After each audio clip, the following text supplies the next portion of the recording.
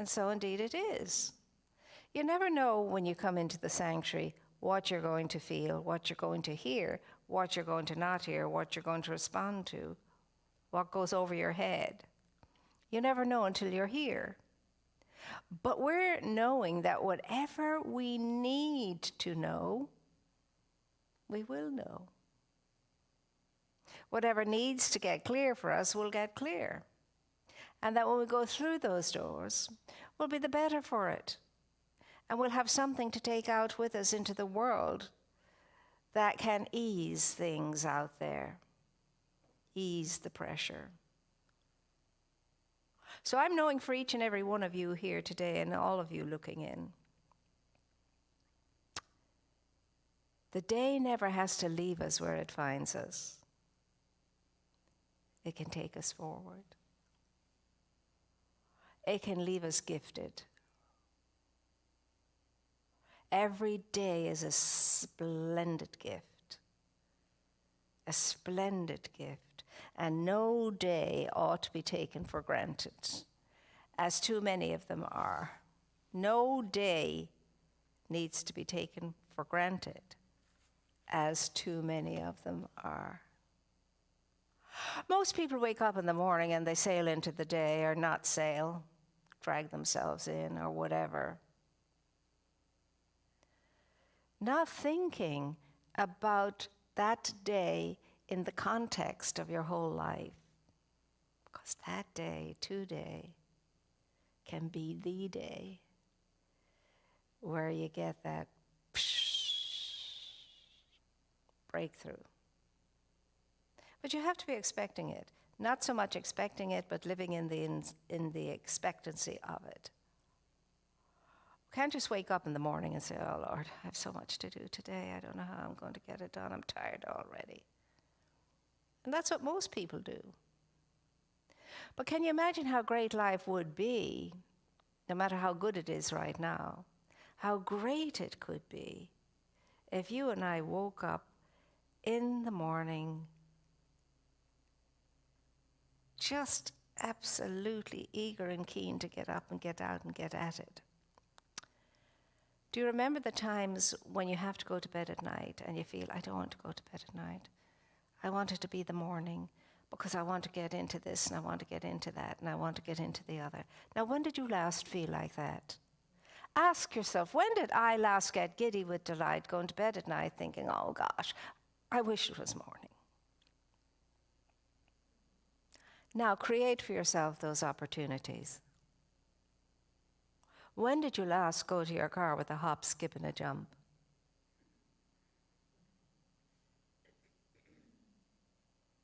You know, there have been times when I've gone out to my car and I go, when I get there. Feeling so good.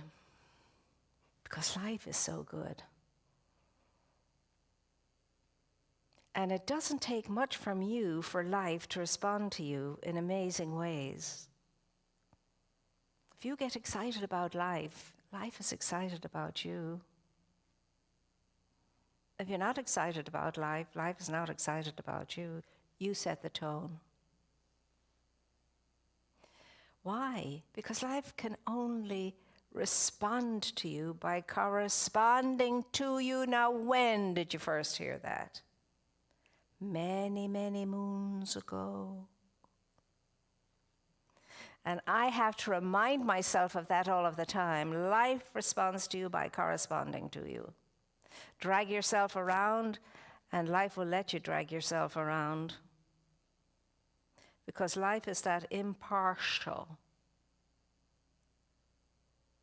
energy. It doesn't judge something to be good or bad or right or wrong. It just supports you in what you're thinking. It just supports you in what you're thinking and in what you're feeling. That's the law. That's why, you know, even Ford, when he was working on his great mechanics in his car and all that, would tell his workers, If you think it'll work, it'll work. If you think it won't work, it won't work.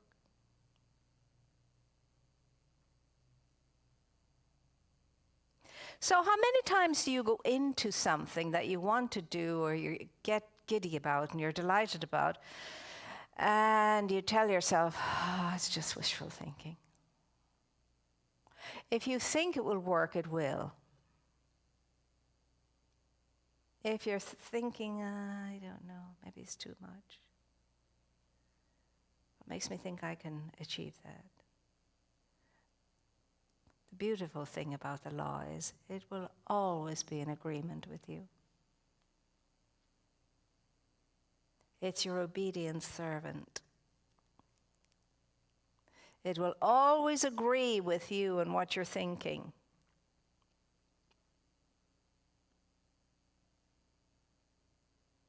It's hard to get that concept deeply under your belt. Because although we hear that, although it's been stated in so many spiritual and metaphysical books, there's something in us that doesn't want us to believe it. In a way, it sounds too simple, and in another way, it sounds too hard. See, because for that to work for you, you must have an organized mind, a practiced mind, a controlled mind, a mind that you were closely in contact with.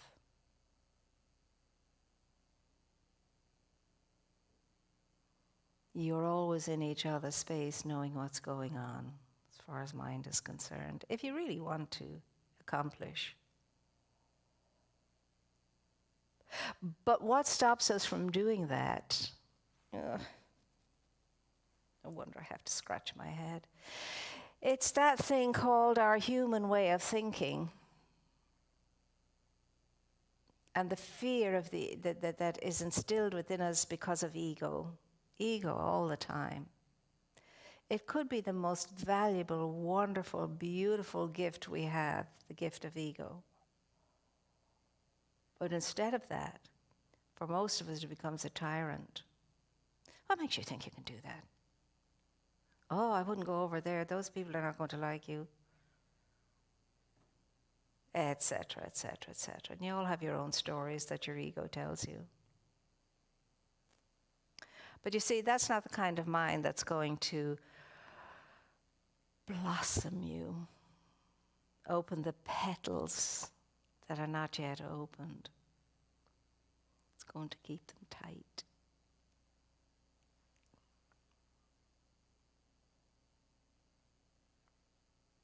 Mind over matter.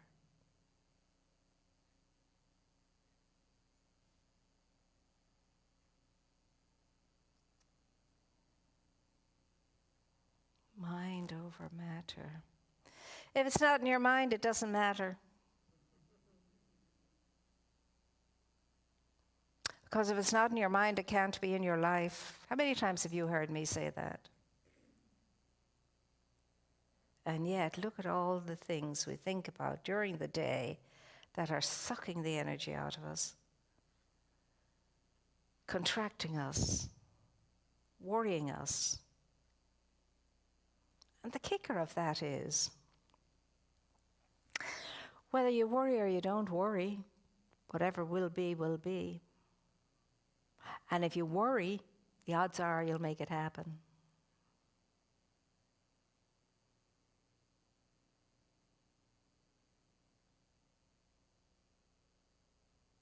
Worry is insidious. And when you worry, you know you're unsure and you're insecure. And then you're open to all kinds of deviations in thought and feeling. You can accomplish anything you wish to accomplish. if you know it. Not just in your mind, but in your body, in your heart, and in your soul, and in everything you are. And you cannot let anything else pass the threshold of your mind, except I know this is true for me.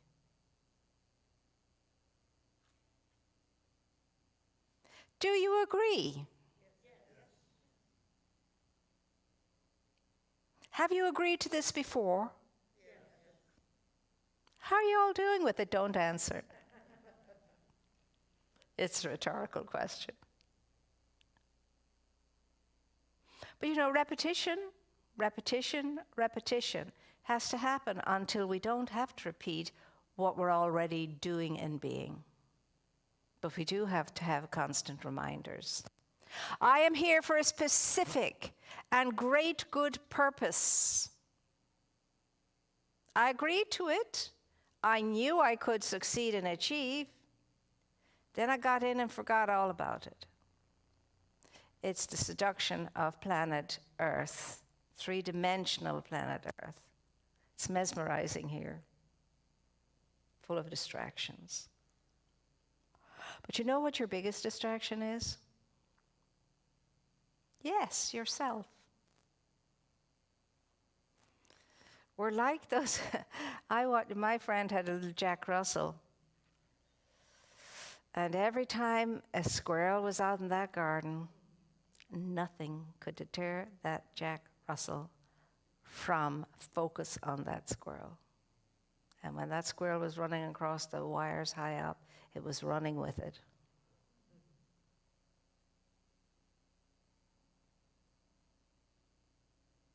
That was the only focus.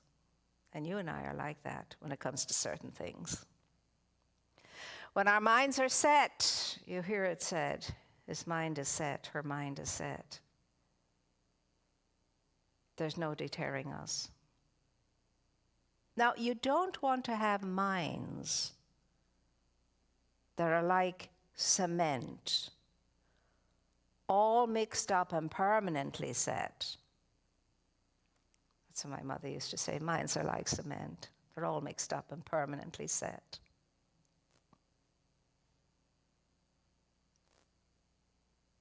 We're talking about the kind of set that Jesus, the Christed one, had when his friends and followers said,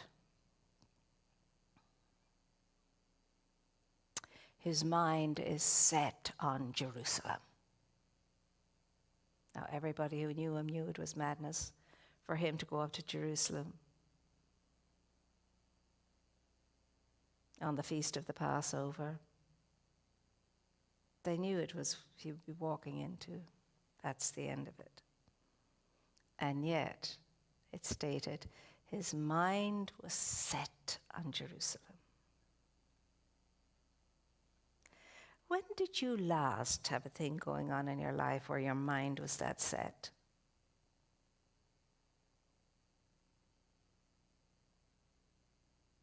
I used to love to see that in my high school and junior college students. They would fix their sights, and no matter how impossible it seemed, they worked and they worked and they worked and they succeeded and they achieved. See, people say, oh, he succeeded and achieved the impossible. Well, there's no such thing as impossible. As Audrey Hepburn once pointed out, within the very word itself, it states, I'm possible. That's what it spells. I'm possible. Now, when did you last feel about yourself, I'm possible, when it came to something? Some things are a bit harder to get your mind around, but you can do it.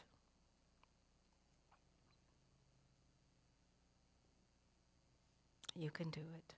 You can tell yourself, regardless of what has been said, regardless of what has been stated, regardless of what has been pronounced. I'm possible, as healthy, as prosperous,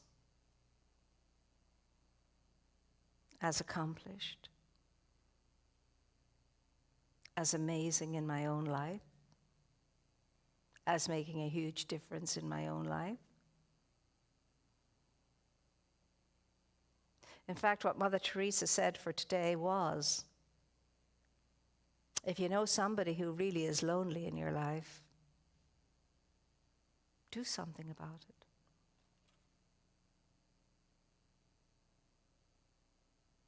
There's no use feeling compassionate for somebody.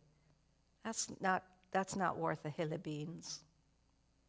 That doesn't help them. Do something.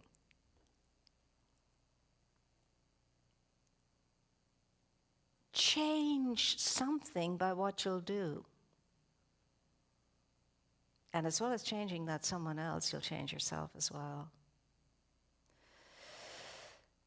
I'm sick of myself and everybody else saying that they want this and they want that as far as spiritual accomplishment is concerned. It'd be better if we didn't ponder it too much and just did something. Got up out of our chair or off of our whatever and made a difference in somebody else's life. That's all you have to do. Just make a difference in somebody else's life. And you've done the best possible thing you could possibly do. How many smiles at the end of the day, ask yourself, how many smiles have I put in some faces today?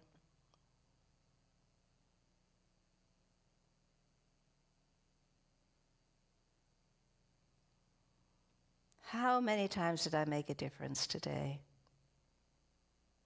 That could be to a plant in a garden, to a pet, to a stray, to whatever. But how many differences did I make in today?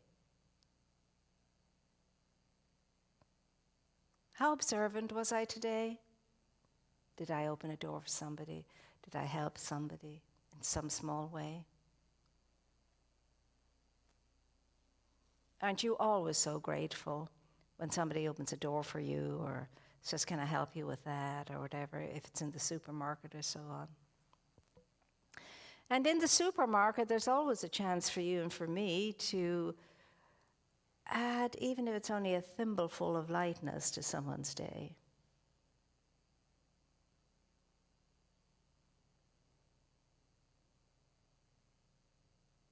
Ask the people who are checking you out, well, how are you today? Is everything okay? Thank you so much for showing up and doing this for us. Can't always be easy, especially in these times.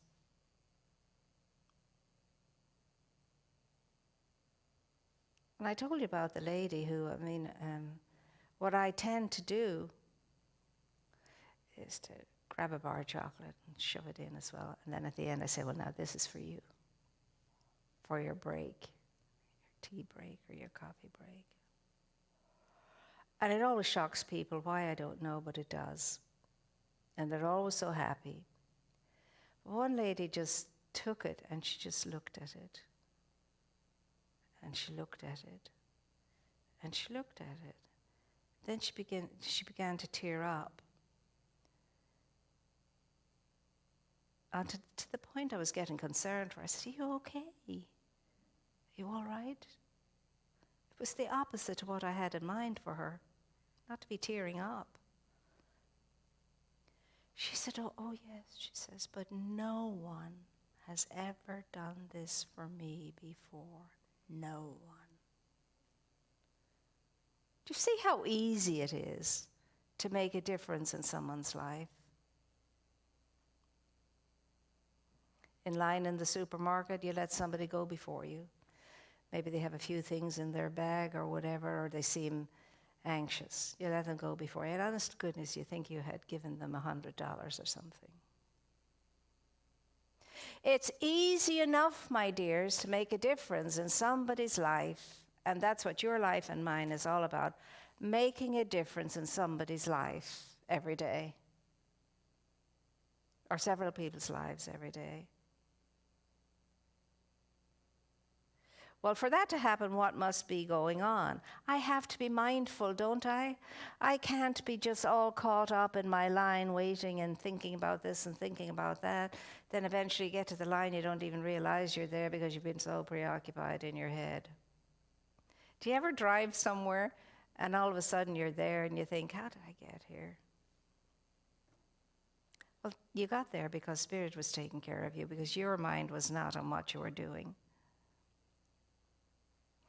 Now, how many of us are going to get out there and make the difference today? That's the question. Now, I know you're all making a difference in your own way, but when you do it solidly and deliberately, and you say, well, wonder where the next chance for me to be able to do some good, a little bit of good here, a little bit of good there, adds up to a great gob of good overall. I had this little mental equivalent thing here with me I was going to share from you, but I've been talking about the mental equivalent. Nothing good nor bad but happens that thinking doesn't make it so. So think along the lines of good. Think, and it's not easy. Because that little trickster inside of you will want to distract you and scare you and frighten you and tell you, oh,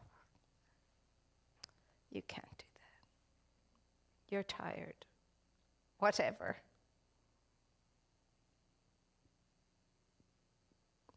But you are you. And as you, you're mighty powerful. As you can be anything you want to be, think anything you want to think, accomplish anything that you can think to accomplish. And after it seems to be such a kind of a, you get used to doing it just as if it was like brushing your teeth. And there are days when you have to ask yourself, now, do I decide to make myself happy today? I have this opportunity here, or am I going to help somebody else to be happier? See, that's the thing about philosophy. Sometimes philosophical principles clash, and you have to choose one over the other. For example, freedom. There's no such thing as freedom in a vacuum.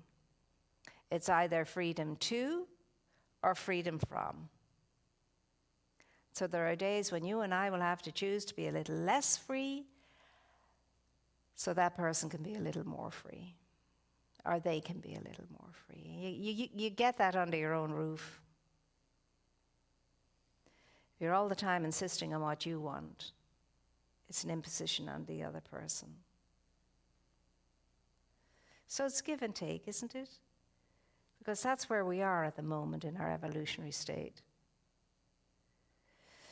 It's like when I was in the convent, you had to be paying very close attention because we had most of our meals in silence. So you had to watch the table and make sure if somebody was looking around for salt or whatever, you pointed to it, you made sure they got it, and so on and so forth. I think that it was deliberate on their part to put the salt away down there or whatever, and kept us on our toes. But you were always watching out, making sure everybody had what they needed. For that to happen, you have to be present. You have to be mindful. You have to be awake, alert, and aware, yes? Say with me right now. For the rest of this day, I, my sovereign self, am stating that I am awake, aware, alert to everything that comes my way so that I can make a difference because I want to. And so it is.